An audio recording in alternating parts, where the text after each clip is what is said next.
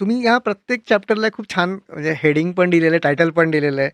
A smile truly has the power to break all the barriers असं तुम्ही भूतानच्या ह्याच्यात लिहिलं पण आहे. आणि भूतान हा जो देश आहे त्यांच्यात तिकडे ग्रॉस नॅशनल हॅपीनेस त्यांच्याकडे जी-डी-पी पेक्षा ग्रॉस नॅशनल हॅपीनेस ते लोकं जास्त काउंट करतात. कसा होता अनुभव भूतानमधला? भूतानमधले लोकं आम्ही प्रत्येकाला एक तर भूतानची भाषा खूपच वेगळी आहे.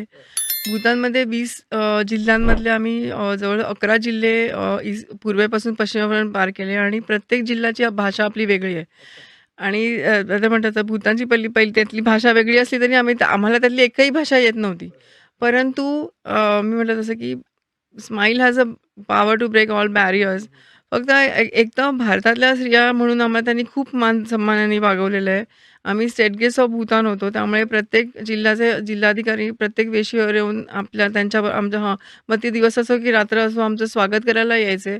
आमची देखभाल त्यांनी व्यवस्थित खूपच सुंदर ठेवली होती.